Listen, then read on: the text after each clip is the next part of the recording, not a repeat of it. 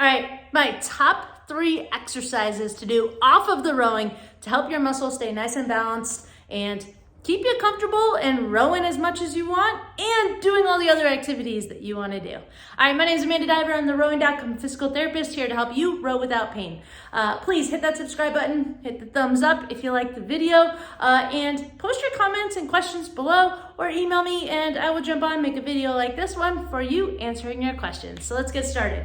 All right, so before I get started on the first exercise, the whole video is going to be without equipment. Now, I know that a lot of you have equipment, but a lot of you don't, or you don't want to make it to the gym to go do some of these things. So all 3 of these exercises are going to have 0 equipment needed, but are all things that you can do off of the rowing machine. Now, the reasoning for that is the rower does work 80% plus, it's like 84% last I looked, of your muscles. But that means it misses some of them.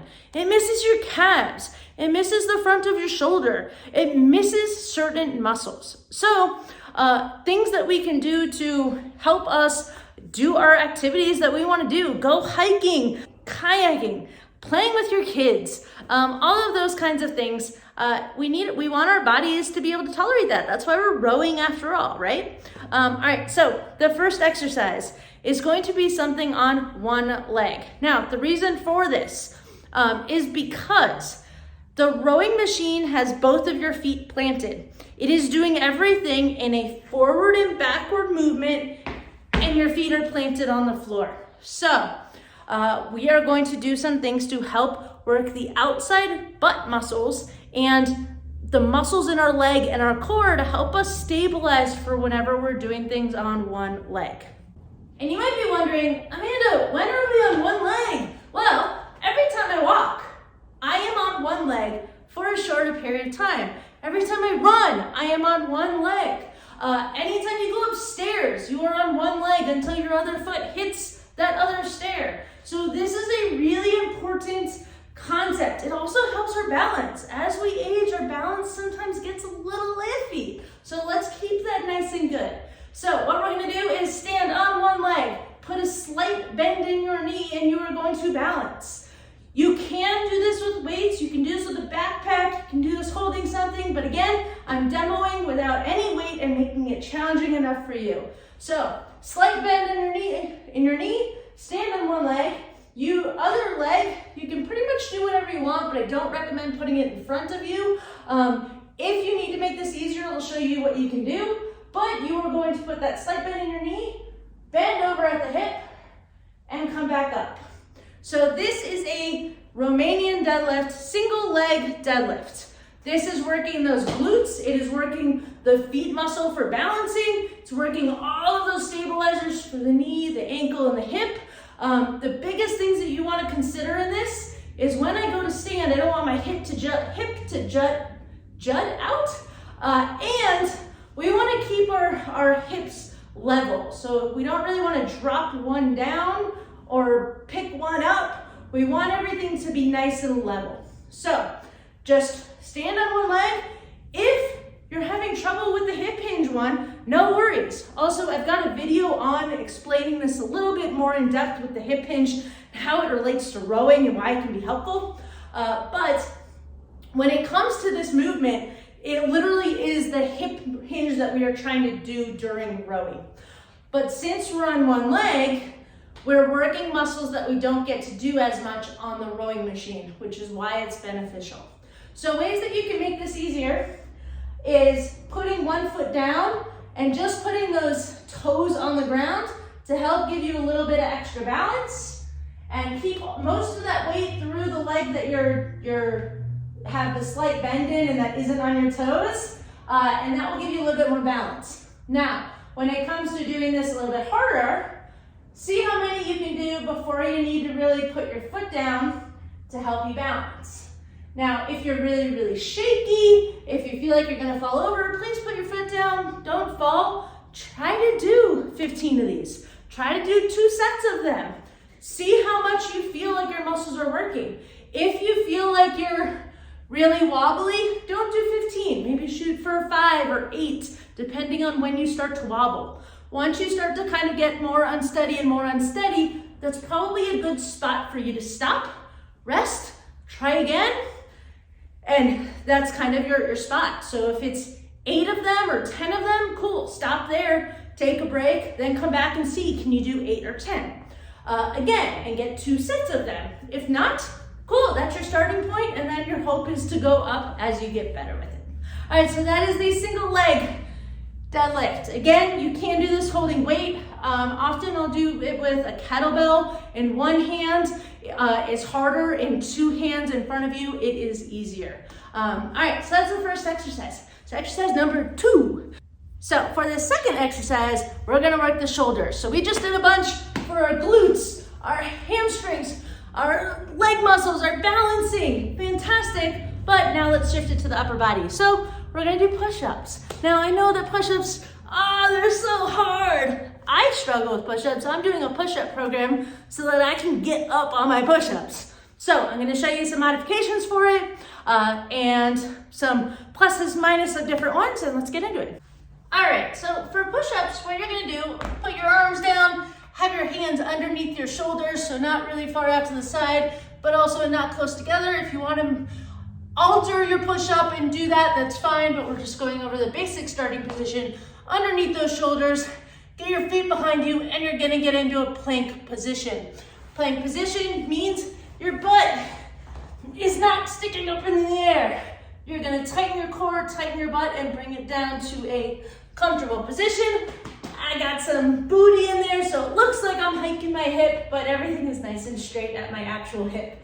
All right, so you're gonna get in this position, come down, and once you get to the bottom, so you don't need to necessarily stop all the way down here, I'm just talking.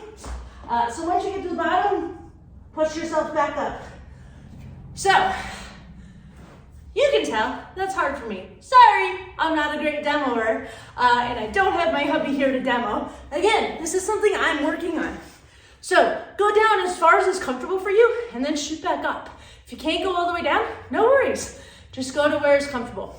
Now, if you're trying to make that easier for you, the way that a lot of people recommend is going onto your knees, which you absolutely can do. So you end up in this position, go down and back up. Now, I actually have a different way that I recommend a little bit more, but if you don't have anything to be able to help you into this position, that is a great alternative. The reason that I'm not a huge fan of it is when your knees are on the floor, it means that you are actually in a bent position a little bit more at your knees and your hip, and that's gonna tell your butt muscles and your glutes not to really work as much. So it becomes easier because you've basically increased your base of support because your knees and it's closer. You've also decreased the demands that your body needs to hold that plank position and the weight required throughout the movement. But if you're not using your glutes, you're kind of training your body in the push-up movement to not learn what it needs to do fully for the plank, for the weight, for the push-up throughout the whole movement. So the way that I actually recommend doing it is this way. So find a surface. It can be a barbell on a rack. It can be the side of a couch. It can be the back of a couch. It could be a table. Anything that's not gonna move on you, but bring yourself into a height so you can actually get into your plank position, load your shoulders, and get into a comfortable push-up position.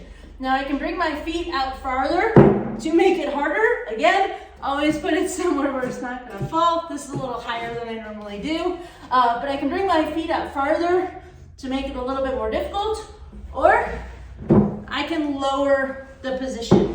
And again, that's where it's kind of starting on a table, starting on the back of a couch, working your way to like the arm of a couch.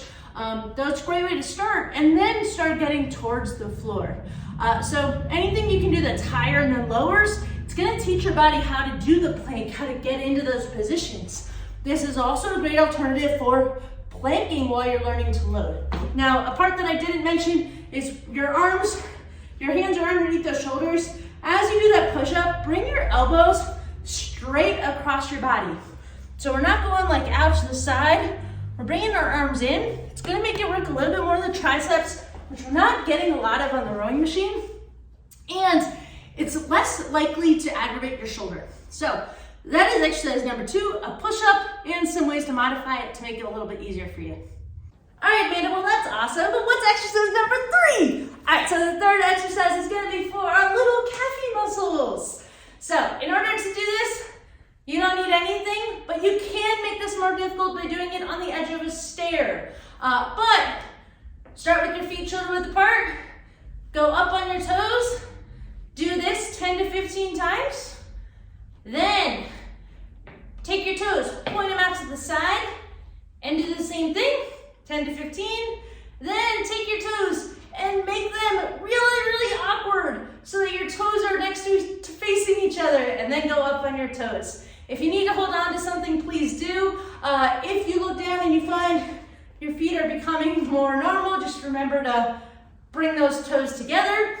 You might not be able to go to that extent that I am. Really, you're just going for anything that you can do comfortably. So out, front, and in. Now, if you want to do this on a stair, I really only recommend doing the forward one off of a stair. And the reason for that is because you have less contact if you're in this position or this position, making it more likely for you to fall. And we don't want people falling. So I would recommend just doing it on the floor. You can also make this harder by holding some weights or doing more of them. The other way that you can make this more difficult is, again, holding on to something, because this isn't really a balance exercise. We already did the balance exercise. So you can hold on to something and do it on one leg.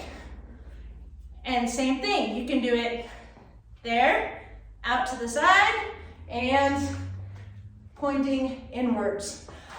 So give those a shot. Those are the 3 exercises that I recommend to help balance all the things you're doing on the rowing machine and work those muscles that just aren't getting as much love. So please feel free to leave your comments below. I'm also happy to do one of these that does require weights. So let me know if you're interested in that.